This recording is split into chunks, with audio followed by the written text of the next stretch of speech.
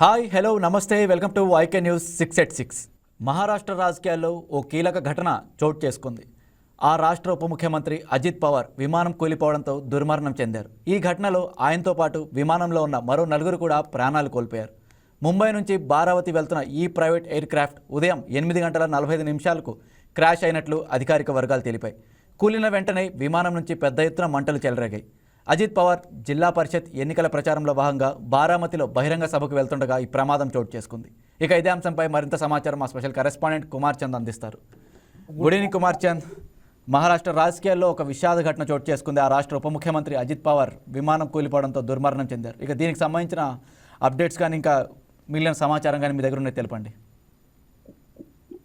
మహారాష్ట్ర రాజకీయాల్లో ఒక కీలకమైన చోటు తెలుసుకుంది. ఏదైతే విమానం ఏదైతే పూణే నుంచి బయలుదేరిందో అది మహారాష్ట్రలో కుప్పకూలిన పరిస్థితుంది. ఈ ప్రమాద ఘటనలో అయితే మాత్రం మహారాష్ట్ర డిప్యూటీ సీఎం అజిత్ పవార్ అయితే దుర్మరణం పాలయ్యారు. అదేవిధంగా ఆయనతో పాటు ప్రయాణిస్తున్నటువంటి మరో 5 కూడా, అంటే వీళ్ళు ఇద్దరేమో పైలట్లు, అదేవిధంగా మరొక 2 అధికారులు ఉన్నట్లయితే మాత్రం తెలిచారు. అదేవిధంగా ఏదైతే ఉదయం 8:45 ఈ ప్రమాదం అయితే చోటు చేసుకున్నట్టయితే మాత్రం అధికారిక వర్గాలు అయితే తెలియజేశాయి. ఏదైతే ఉదయం ఉన్నటువంటి పొగమంచు దట్టంగా ఉండటంతో ఏదైతే లో విజిబిలిటీ ఉన్న నేపథ్యంలో అయితే మాత్రం ఈ ప్రమాదం జరిగిందని ప్రాథమికంగా అయితే నిర్ధారణకు వచ్చారు. అదేవిధంగా డిజిసిఏ కూడా ఇదే నివేదికను కూడా వెల్లడించిన పరిస్థితి ఉంది. అదేవిధంగా ఉన్నత స్థాయి, అంటే ఈ ప్రమాదం మీద ఉన్నత స్థాయి కమిటీని కూడా వేసి ప్రమాద కారణాలు ఏవైతే ఉన్నాయో వాటిని అంచనా వేయాలన్న ఉద్దేశం అయితే మాత్రం డిజిసిఏ ఉంది. అదేవిధంగా ఇదే విషయాన్ని కూడా వెల్లడించింది. అదే నేపథ్యంలో మరొక విషయం ఏంటంటే, ప్రధానంగా ఇప్పుడు జడ్పీ ఎన్నికలు వస్తున్న నేపథ్యంలో అయితే మాత్రం అజిత్ పవార్ ఒక కింగ్ మేకర్ ఉన్న నేపథ్యంలో ఆయన కార్యకర్తలను ఉత్తేజింపజేసే పరిస్థితుల్లో అయితే మాత్రం ఆయన ఈ రోజు పొద్దునైతే మాత్రం పూణే నుంచి బయలుదేరారు. ఈ నేపథ్యంలోనే అక్కడ ప్రమాదం అయితే చోటు చేసుకుంది. మొత్తంగా చూసుకుంటే అజిత్ పవార్ ఇప్పటి నుంచి కాదు, ఎప్పటి నుంచి అంటే శరద్ పవార్ మేనల్డ్ గా కావచ్చు, అదేవిధంగా ఆయన మహారాష్ట్ర రాజకీయాల్లో ఒక కింగ్ మేకర్ గా కావచ్చు, అదేవిధంగా రాజకీయాల్లో క్రియాశీలక పాత్రను అయితే పోషించిన పరిస్థితుంది. ఈ ప్రమాదం జరిగిన వెంటనే అయితే మాత్రం దీని మీద ప్రధాని మోడీ అయితే మాత్రం దిగ్భ్రాంతిని వ్యక్తం చేశారు. అదేవిధంగా అమిత్ షా కూడా దిగ్భ్రాంతిని వ్యక్తం చేశారు. పలువురు ప్రముఖులు కూడా ఈయన మరణాన్ని జీర్ణించుకోలేని పరిస్థితి ఉందని కూడా చెప్పిన పరిస్థితి. అదేవిధంగా ఏదైతే విమానం ఉదయం క్రాష్ అయిన నేపథ్యంలో అప్పటికప్పుడు కుప్పకూలిన వెంటనే పెద్ద ఎత్తున అయితే మంటలు చెలరేగాయి. ఆ మంటలు చెలరేగిన నేపథ్యంలో మొత్తం లోపలంతా కూడా కాలి బూడిదైన పరిస్థితి. దాని నుంచే మృతదేహాలను కూడా బయట తీసుకుని వచ్చారు. అదేవిధంగా ఏదైతే అఫీషియల్ గా అనౌన్స్మెంట్ చేసిన అనంతరం అయితే మాత్రం దీని మీద బ్లాక్ బాక్స్ ఏదైతే ఉందో. Okay, right Kumar Chand, thank you. और खासकर अभी जो एक्सीडेंट जो हुआ है उसका जो इन्वेस्टिगेशन उसको भी हमने शुरू कर दिया है. तुरंत डीजीसीए और एआईबी की टीम भी आई है और जो प्रिलिमिनरी इन्वेस्टिगेशन या प्रिलिमिनरी जो समाचार हमें मिला है उसमें इतनी जानकारी थी कि जब वो लैंड करना चाहते थे सुबह करीब 8:48 AM के आसपास, तो उस समय विजिबिलिटी थोड़ा पूर था उधर. और जब एटीसी बारामती से उनका जो कांटेक्ट हो रहा था फ्लाइट के लिए पायलट से, तो एटीसी वालों ने पूछा कि क्या रनवे साइट में है, तो उनके तरफ से आया कि रनवे साइट में अभी नहीं है. तो उसके बाद उन्होंने एक गो अराउंड भी किया. गो अराउंड करने के बाद फिर से एक बार कोशिश करी कि हमारे एटीसी से जो बारामती में जो एफटीओ हैंडल्ड एटीसी है उनसे वार्तालाप चल रही थी. तो उस समय जब दोबारा लैंड करने आए तब भी उनसे पूछा गया था कि विजिबिलिटी है कि नहीं रनवे का. तो उसके बाद पहले तो उनका समाधान नहीं आया, फिर उसके बाद आया कि विजिबिलिटी है. तो लैंडिंग क्लियरेंस जैसी.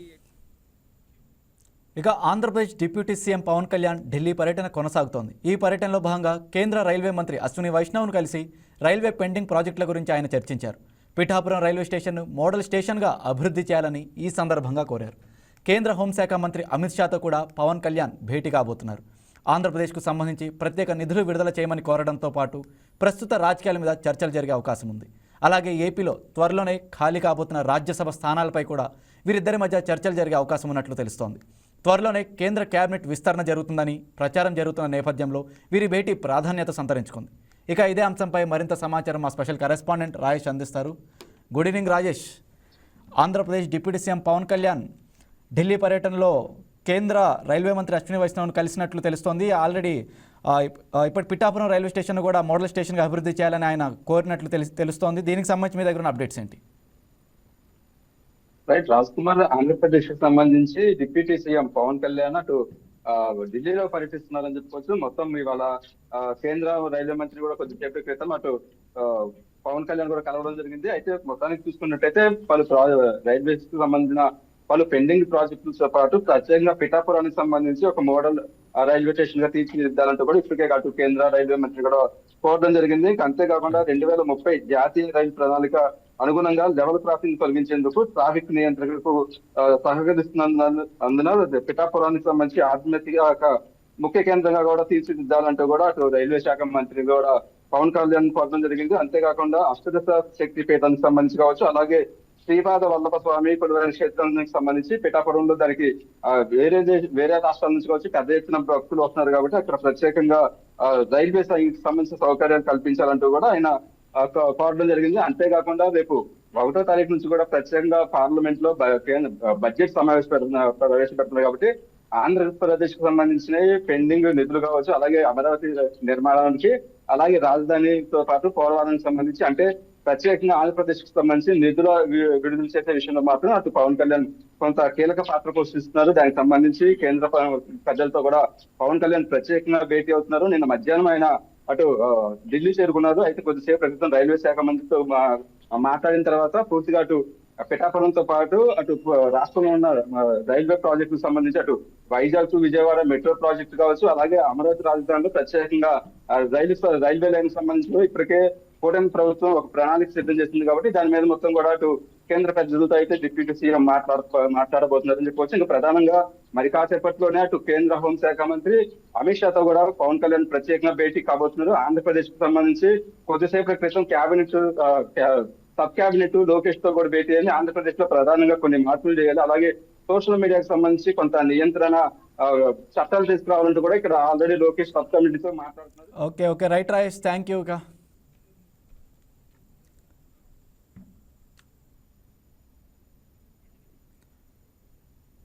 రాజధాని అమరావతిలో సీఎం చంద్రబాబు అధ్యక్షతన సమావేశమైన రాష్ట్ర మంత్రివర్గం పలు కీలక నిర్ణయాలపై చర్చించింది. మొత్తం 30 అంశాలకు ఆమోదముద్ర వేసింది.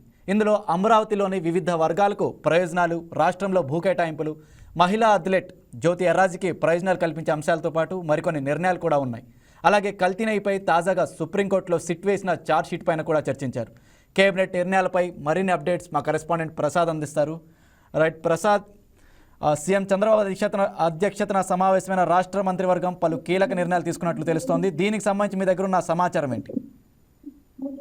రైట్ రాజు, ఈరోజు ఉదయం సీఎం చంద్రబాబు అధ్యక్షతన రాష్ట్ర కేబినెట్ అయితే సమావేశమైంది. ప్రధానంగా 37 అంశాలకు సంబంధించి అయితే రాష్ట్ర కేబినెట్ ఈ రోజు కేబినెట్ లో చర్చించి వాటన్నిటికి కూడా ఆమోద ముద్ర వేసిన పరిస్థితి కూడా ఉంది. అయితే ప్రధానంగా సిఆర్డీఏకి సంబంధించి రిటర్నబుల్ ఫ్లాట్స్ ఏవైతే ఉన్నాయో వాటికి సంబంధించి ఈ రోజు ఆ కేబినెట్ అయితే ఆమోదం తెలిపింది. ఎవరైతే అమరావతి నిర్మాణానికి భూములు ఇచ్చారో వాళ్ళకి సంబంధించి కొంతమంది రిటర్నబుల్ ఫ్లాట్స్ ఇచ్చినప్పుడు వాస్తు దోషాల కారణంగా తిరిగి గవర్నమెంట్ కి తిరిగి రిటర్న్ చేయడం జరిగింది. ఈ విధంగా గతంలో 500 మంది రిటర్నబుల్ ఫ్లాట్స్ ని రిటర్న్ మళ్ళీ కూడా రీలాటరీ ద్వారా రైతులు కేటాయించారు. ప్రెసెంట్ అయితే రీసెంట్ గా జరిగిన రిటర్న్ మన లాటరీ పద్ధతిలో ఒక 12 మంది రైతులు అయితే మళ్ళీ మరోసారి లాటరీకి వెళ్ళబోతున్నట్టు తమకు ఇచ్చిన ప్లాట్ కూడా వద్దని కూడా చెప్పడం జరిగింది. దానికి సంబంధించి మరొక 112 మందికి మరోసారి లాటరీ తీసేందుకు కూడా ప్రభుత్వం అనుమతిస్తున్నట్టు కేబినెట్ ఈ రోజు నిర్ణయం తీసుకున్నారు. దాంతో పాటు ఎవరైతే అమరావతి ప్రాంతంలో భూములేని కూలీలు ఉంటారో వాళ్ళకి సంబంధించి నెలకి 5,000 రూపాయలు పెన్షన్ అయితే గవర్నమెంట్ ఇస్తూ వస్తుంది.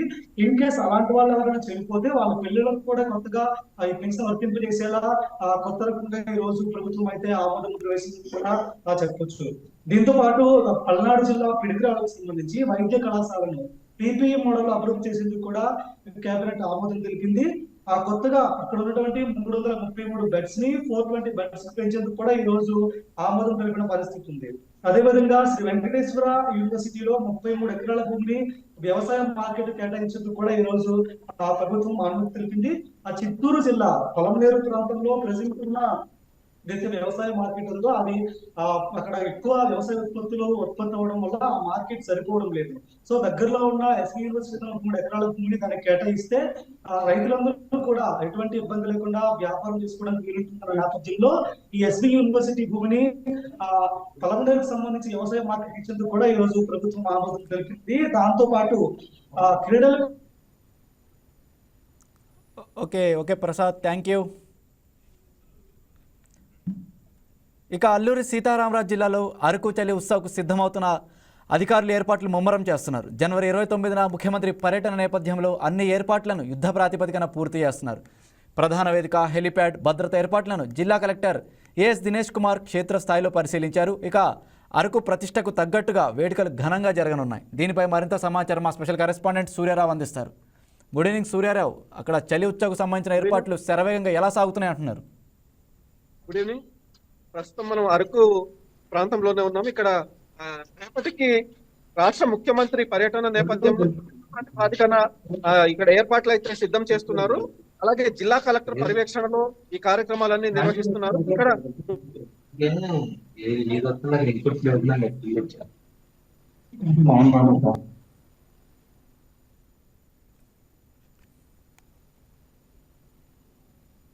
చేపడుతున్నారు. అలాగే కూడా ముఖ్యమంత్రి పర్యటించి సందర్శించున్నారు. అంతేకాకుండా ఇక్కడ బహిరంగ సభ ఏర్పాటు చేసి ఇక్కడ ప్రజలతో మమేకమై మాట్లాడే పరిస్థితి ఉంది. అలాగే కార్వాన్ పార్కులు కూడా ఇక్కడ రేపు ఓపెనింగ్ చేయబోతున్నారు ముఖ్యమంత్రి. అలాగే టూరిజాన్ని ప్రత్యేకంగా ప్రపంచ దేశాలలో ప్రఖ్యాతి గాంచే విధంగా ఆంధ్ర, ఊటీ, అరకు ప్రాంతాన్ని అభివృద్ధి చేసే దిశగా ముఖ్యమంత్రి, రాష్ట్ర ప్రభుత్వం, కూటమి ప్రభుత్వం ముందడుగు వేస్తుంది. అరకు ప్రాంతంలో ఉన్న పర్యాటక కేంద్రాలను మరింత అభివృద్ధి చేసి ప్రపంచ దేశాలలో ప్రఖ్యాతి గాంచే విధంగా ఈ అరకు చలి ఉత్సవాలు గిరిజనుల సాంప్రదాయాలకు ప్రతిబింబించేలాగా చేయనున్నారు. ఈ కార్యక్రమానికి ప్రత్యేకంగా రాష్ట్ర ముఖ్యమంత్రి మొదటి రోజు రావడం ఇది చాలా ఆనందదాయకంగా ఉంది. ఈ ప్రాంత ప్రజలు సంతోషాన్ని వ్యక్తం చేస్తున్నారు. అంతేకాకుండా జిల్లా వ్యాప్తంగా ఉన్న బొర్రా గుహలు మొదలుకొని అలాగే అనేక పర్యాటక కేంద్రాలను అభివృద్ధి చేసేందుకు రాష్ట్ర ప్రభుత్వం అలాగే రాష్ట్ర మంత్రి కందుల దుర్గేష్ ప్రత్యేకమైన చర్యలు తీసుకుని పర్యటన చేసి అనేక పర్యాటక కేంద్రాలను పరిశీలించున్నారు. ఈ జిల్లా వ్యాప్తంగా పర్యాటక కేంద్రాల అభివృద్ధి చేయడమే లక్ష్యంగా రాష్ట్ర ప్రభుత్వం ముందడుగేస్తుంది. ఈ పర్యాటక కేంద్రాలను అభివృద్ధి చేస్తే స్థానిక గిరిజనులకు ఆర్థికంగా అభివృద్ధి కలుగుతుంది, ఆర్థికంగా వారికి బలం చేకూరుతుందని ప్రత్యేకమైన చర్యలు చేపడుతున్నారు. దీనికి సంబంధించి ఈ కార్బన్ పార్కులు, అలాగే హోమ్ స్టేలు కానీ, అలాగే రహదారి లేని గ్రామాలలో రహదారులు నిర్మించడం, ఇటువంటి కార్యక్రమాలకు ముందడుగు వేస్తున్నారు. రేపు ముఖ్యమంత్రి ఏం చెబుతారనే ఆశతో గిరిజన ప్రజలైతే ఉన్నారు. గిరిజనుల ఆశలను తీర్చే విధంగా ముఖ్యమంత్రి వారి యొక్క సందేశాన్ని ఇవ్వబోతున్నారని అనుకుంటున్నారు. అయితే ఏం జరుగుతుందో రేపు మనం వేచి చూడాల్సిందే. అయితే దీనికి సంబంధించి ప్రత్యేకమైన చర్యలు అయితే చేపడుతున్నారు. పోలీస్ అధికారులు అలాగే స్థానిక జిల్లా అధికారులు ప్రత్యేకంగా బందోబస్తు ఏర్పాటు చేశారు. ఎక్కడ ఎటువంటి అవాంఛనీయ సంఘటనలు జరగకుండా ప్రత్యేకమైన చర్యలు తీసుకుంటున్నారు. అంతేకాకుండా జిల్లాలోని ఈ ప్రాంత అభివృద్ధి కోసం ప్రత్యేకమైన చర్యలు చేపడుతున్నారు. మనతో పాటు స్థానికులు ఉన్నారు, వారితో కూడా మనం మాట్లాడి కొన్ని విషయాలు తెలుసుకున్నాం. ఈ ఉత్సవాలకు సంబంధించి గత ఏడాది ఏం జరిగింది, ఈ ఏడాది ఏ విధంగా చేయబోతున్నారో, మనం ఏర్పాట్లు ఎలా ఉన్నాయో కూడా అడిగి తెలుసుకుందాం. చెప్పండి. ఓకే సూర్యారావు అంటే ప్రతి సంవత్సరం చలి ఉత్సవాలు జరుగుతున్నాయంటే అరకు నిజంగా ఒక పెద్ద పండగ లాంటిది. ఎందుకంటే అడ్వెంచర్స్ ఉంటాయి, ఎగ్జిబిషన్, అలాగే మన స్టేట్ నుంచే కాకుండా నలుమూల నుంచి కూడా గిరిజన గ్రామాలకు సంబంధించి అక్కడ సంస్కృతికి సంబంధించి ఆ డాన్స్లు కానీ, వాళ్ళ కల్చర్ డాన్స్లు కానీ ఇవన్నీ జరుగుతాయి. కాకపోతే ఈ సంవత్సరం ప్రత్యేకత ఏంటంటే హోమ్ స్టే. ఇక్కడ చొంపి విలేజ్ ఒకటి తీసుకున్నారు హోమ్ స్టే అని చెప్పేసి. ఆ ఇనాగ్రేషన్ కూడా మన అరకు వచ్చి చంద్రబాబు నాయుడు గారు ఫస్ట్ ఆంధ్రప్రదేశ్లోని first home stay opening inauguration కి చంద్రబాబు నాయుడు గారు వస్తున్నారు. దానికి మేము చాలా సంతోషం వ్యక్తం చేస్తున్నాం. అలాగే లోకల్లో ఈ 3 రోజులు కూడా నా కన్నుల పండగ అరకు అంటేనే కాస్మిక్ సిటీ, ఆంధ్ర, ఊటీ. అలాంటి ఈ ఉత్సవాలకి ఆనందాన్ని చేకూర్చినట్టు తర్వాత Suryarao thank you Suryarao.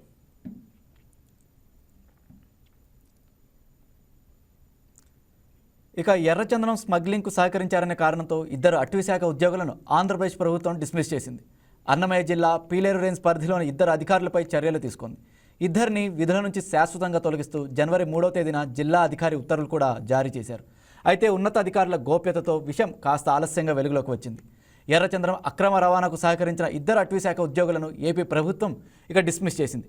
Pileru range పరిధిలోని కొంతమంది అటవీ శాఖ ఉద్యోగులు ఎర్రచంద్రం అక్రమ రవాణాలో స్మగ్లర్లకు సహకారం అందించారనే ఆరోపణలు కూడా ఉన్నాయి. ఈ నేపథ్యంలోనే ఇద్దరు ఉద్యోగులను శాశ్వతంగా విధుల నుంచి తప్పిస్తూ అధికారులు నిర్ణయం తీసుకున్నారు. అన్నమయ్య జిల్లా అటవీ శాఖ అధికారి అయిన సాయిబాబా ఈ మేరకు ఉత్తర్వులు జారీ చేశారు. ఇక మరోవైపు 2021లో ఎర్రచంద్రం రవాణాలో స్మగ్లర్లకు సహకారం అందిస్తూ తలుపుల సెక్షన్ అధికారి శ్రీనివాసన్, ఉస్తికాయల పెంట beat officer Reddappa, assistant beat officer Vijayabhaskar, నూతన కాల్వ చెక్ పోస్ట్ ఆఫీసర్ జయప్ప అధికారులకు ఆధారాలతో సహా దొరికిపోయారు. దీంతో ఉన్నతాధికారులు వీరిని సస్పెండ్ చేశారు. ఇంకా దీనిపై మరింత సమాచారం మా స్పెషల్ కరెస్పాండెంట్ శివకుమార్ అందిస్తారు. శివకుమార్, చెప్పండి. ఇక అక్రమ రవాణాలో ఇద్దరు అధికారులను డిస్మిస్ చేసినట్లు తెలుస్తోంది. దీనికి సంబంధించి మీ దగ్గర అప్డేట్స్ ఏంటి?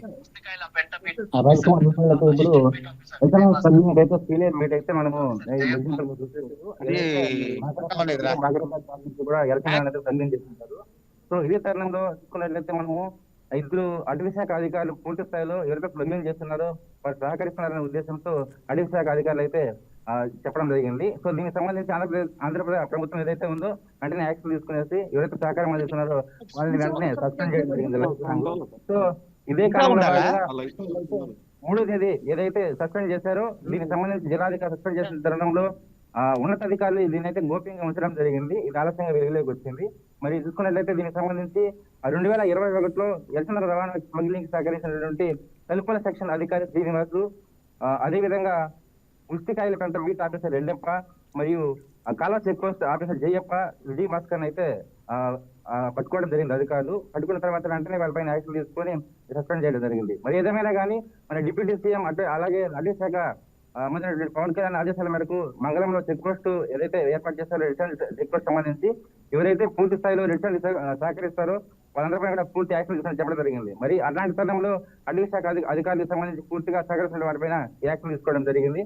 మరి దీన్ని దృష్టిలో పెట్టుకుని రాబోయే రోజుల్లో ఎవరైతే స్మగ్లింగ్ సహకరిస్తూ ఉంటారో అధికారులు కూడా పూర్తి స్థాయిలో దీనికి సహకారం అందించడానికి కూడా ఆస్కారం లేకుండా ఉండడానికి అయితే ఆస్కారం ఉంది. Okay, thank you Shivakumar.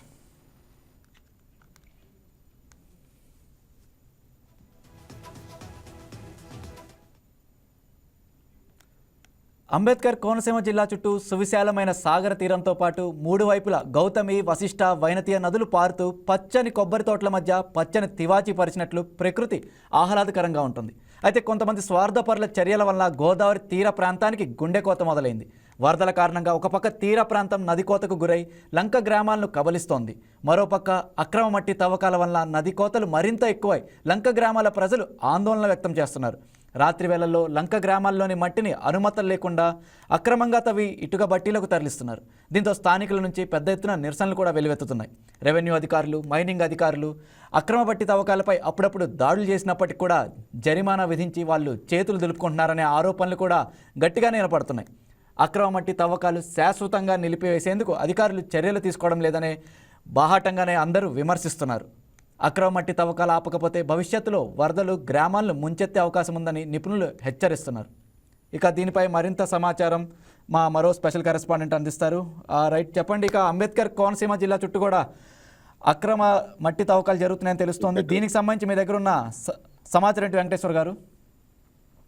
Thank you Raj Kumar.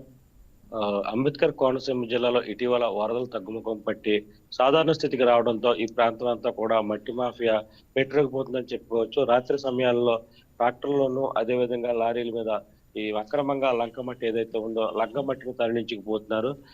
Tractor 2000 నుంచి 2100, 2200 ఇలా లారీ అయితే ఒక 10,000 రూపాయలు, 5 యూనిట్ల లారీ ఒక 10,000 రూపాయలకు విక్రయించడం జరుగుతుంది. అయితే ఈ లంకమట్టి అక్రమ తవ్వకాలకు అటు అధికారులు కానీ ఇటు రెవెన్యూ సిబ్బంది కానీ ఎటువంటి అనుమతులు ఇవ్వకపోయినప్పటికీ కూడా వారెక్కడా కూడా అధికారుల మాట లెక్క చేయకుండా రాత్రి వేళల్లో ఈ లంకమట్టిని అయితే తరలించుకుపోతున్నారు. ఈ లంకమట్టి తరలించుకుపోవడంతో గ్రామస్తులు కూడా నిరసనలు అయితే వ్యక్తం అవుతున్నాయి. స్థానికంగా ఉన్న రోడ్లన్నీ కూడా పాడవుతున్నాయి ఈ లంకమట్టి తవ్వకాల వల్ల.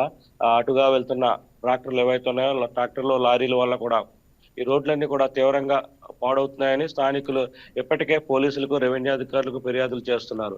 అయితే ఏదేమైనప్పటికీ కూడా రాజకీయ నాయకుల కనుసన్నలలో ఈ మట్టి తవ్వకాలు జరుగుతున్నాయని అయితే ఇక్కడ బాహాటంగానే విమర్శలు జరుగుతున్నాయి.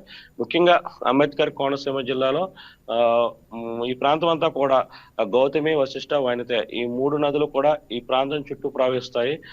ఈ నేపథ్యంలో తరచూ ఎగువన కురుస్తున్న భారీ వర్షాలకు గోదావరిలో 2-3 సార్లు ప్రతి ఏడాది కూడా 2-3 సార్లు వరదలు వస్తూ ఉంటాయి. ఈ వరదలు వచ్చిన నేపథ్యంలో ఈ ప్రాంతంలో తీర ప్రాంతం అంతా కూడా నదీ కోతకు గురై చాలా మటుకు కొబ్బరి తోటలు, అదేవిధంగా ఇళ్ల స్థలాలు కూడా నదీ గర్భంలో కలిసిపోతున్నాయి. ఈ పక్క దీంతో ఇక్కడ ఈ ప్రాంత వాసులంతా కూడా తమ స్థలాలు, అదేవిధంగా పొలాలు కోల్పోతున్నామని తీవ్ర ఆవేదన వ్యక్తం చేస్తూ ఏదైతే ఇరిగేషన్ అధికారులు ఉన్నారో వారికి మొరపెట్టుకున్న పరిస్థితి అయితే ఉంది. గ్రోయన్స్ నిర్మించి ఈ కోతను నివారించాలని కోరుతున్నారు. ఇది ఇలా ఉంటే మరో పక్క అక్రమ మట్టి మాఫియా వాళ్ళు బరితెగించి జిల్లా వ్యాప్తంగా ఉన్నటువంటి ఏదైతే గోదావరి తీర ప్రాంతాల్లో లంకమట్టి ఉందో లంకమట్టి అంతా తవ్వుకుపోవడంతో ఈ ప్రమాదం మరింత పొంచి ఉందని ఈ లంక గ్రామాల ప్రజలు ఆవేదన వ్యక్తం చేస్తున్నారు. లంకమట్టి చాలా డిమాండ్ ఉంటుంది, ఎందుకంటే లంకమట్టిని ఉపయోగించి ఇటుక బట్టీలో ఇటుకలు తయారు చేయడం జరుగుతుంది. ముఖ్యంగా అంబేద్కర్ కోనసీమ జిల్లాలోని రావులపాలెం పరిసర ప్రాంతాల్లో ఈ లంకమట్టి ఎక్కువగా ఉంటుంది. దాంతోపాటు రావులపాలెంతో పాటు రాజోలు, అదేవిధంగా మామిడి కుదురు మండలం, అప్పనపల్లి, పెదపట్నం లంక, పీగన్నవరం మండలం, కందాలపాలెం, మానేపల్లి తదితర లంక గ్రామాలు కూడా ఈ లంక మట్టి ఎక్కువగా లభిస్తుంది. ఈ లంక మట్టి తీసుకుని వెళ్లి ఇటుక బట్టీలకు యథేచ్ఛగా అనాధికారికంగా అయితే విక్రయాలు జరుగుతున్నాయి. అయితే ఈ విక్రయాలు అడ్డుకోవాల్సిన అధికారులు మాత్రం నిమ్మక నీరెత్తినట్లు వ్యవహరిస్తున్నారని స్థానికులు అయితే ఆరోపిస్తున్నారు. ఎందుకంటే తూతు మంత్రంగా ఎవరైనా ఫిర్యాదు చేస్తే ఈ మైనింగ్స్ అధికారులు కానీ, అదేవిధంగా రెవెన్యూ అధికారులు కానీ, పోలీసులు కానీ వీరు తూతు మంత్రంగా ఒక వెహికల్ తీసుకురావడం, అక్కడ ఉన్న 100 లారీలు విడిచిపెట్టేసి 1-2 వెహికల్ తీసుకొచ్చి సీజ్ చేసి వారికి జరిమానా విధించి తర్వాత ఆ జరిమానా కట్టించక ఈ వాహనాలు విడుదల చేయడం జరుగుతుంది. వీరికి సారా మామూలు అన్నట్టుగా ఈ మట్టి మాఫియా కూడా ఎక్కడా కూడా అధికారుల మాట లెక్క చేయకుండా ఈ కోనసీమ జిల్లా వ్యాప్తంగా ఉన్నటువంటి లంక మట్టిని తరలించుకుపోతున్నారు. ఇదే పరిస్థితి కొనసాగితే కొన్ని సంవత్సరాలకు ఈ కోనసీమ, అదేవిధంగా అంబేద్కర్ జిల్లా ఉన్నటువంటి ఏదైతే ఈ గోదావరి తీర ప్రాంతం ఉందో తీర ప్రాంతం అంతా కూడా ముప్పుకు గురి కొన్ని గ్రామాలే కనుమరుగయ్యే పరిస్థితి అయితే ఉందని నిపుణులు కూడా హెచ్చరిస్తున్న పరిస్థితి. Venkateswararao, right Venkateswararao, thank you for all correspondents live లో జాయిన్ అయినందుకు. That's all for now. Keep watching YK News. ఇది తెలుగువారి గుండె చప్పుడు. Please subscribe to YK TV network. Please subscribe to YK TV. Please watch YK News. Don't forget to subscribe YK News channel